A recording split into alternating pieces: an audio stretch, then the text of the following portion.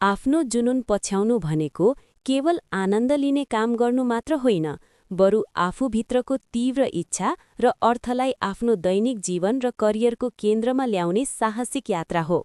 यसले तपाईलाई केवल कमाउने साधन मात्र दिँदैन, बरु जीवनलाई उत्साह, उद्देश्य र गहिरो सन्तुष्टिले भर्न मद्दत गर्छ। यस यात्राको सुरुवात आफूलाई चिन्ने प्रक्रियाबाट हुन्छ। तपाईलाई केमा रुचि छ? के गर्दा तपाईको समय र चेतना गुम्छ? के कुराले तपाईलाई ऊर्जा र आनन्द दिन्छ? के कुराको लागि तपाई निशुल्क पनि गर्न तयार हुनुहुन्छ?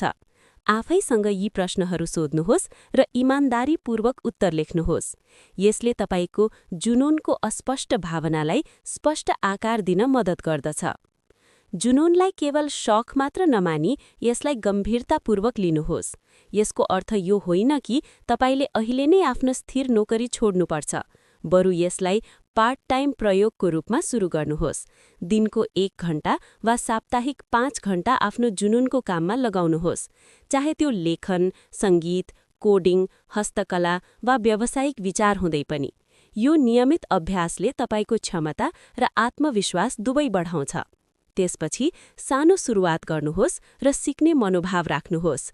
ठूलो र असाध्य लक्ष्यले डर लाग्दछ, बरु एउटा सानो प्रोजेक्ट, प्राप्त गर्न सकिने प्रोजेक्टबाट सुरु गर्नुहोस्। उदाहरणको लागि, यदि तपाईको जुनून लेखन हो भने पहिलो दिन नै उपन्यास लेख्न थाल्नुहुन्न, बरु एउटा सानो ब्लग लेख्नुहोस् वा दैनिक 300 शब्द लेख्ने लक्ष्य बनाउनुहोस्। सिकाइ निरन्तर हुनुपर्छ। किताब पढ्नुहोस्, अनलाइन कोर्स गर्नुहोस्, त्यो क्षेत्रका विशेषज्ञहरूसँग सम्पर्क राख्नुहोस्।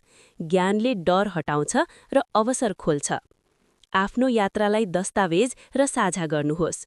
सोशल मिडिया वा ब्लगमा आफ्नो प्रगति, सिकाइ र असफलताहरू साझा गर्नुहोस्।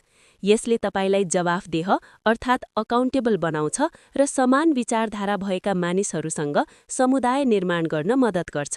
यो समुदायले प्रेरणा, सल्लाह र समर्थन दिन्छ। सबैभन्दा महत्त्वपूर्ण, धैर्य र लगनशीलता अपनाउनुहोस्। जुनूनको पाठो सधैँ सजिलो हुँदैन। असफलता, शङ्का र विलम्ब हुनेछ, तर यी सबै यात्राको अंश हुन्। प्रत्येक असफलताबाट के सिकियो त्यो महत्त्वपूर्ण छ। आफैलाई निरन्तर सम्झाउनुहोस्, तपाईले यो यात्रा किन सुरु गर्नुभयो, त्यो किन नै तपाईको इन्धन हो। अन्त्यमा आफ्नो प्रगतिलाई नाप्नुहोस् र आनन्द मान्नुहोस्। केही महिना वा वर्षपछि हेर्नुहोस् तपाई कतादेखि कता पुग्नुभयो। साना साना जितहरूलाई मनाउनुहोस्।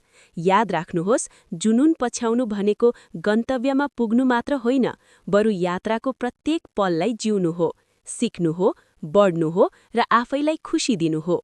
जब तपाई आफ्नो अन्तरको आवाजलाई कार्यरूप दिनुहुन्छ, तब तपाईले मात्र जीवनको वास्तविक सन्तुष्टि पाउनुहुन्छ।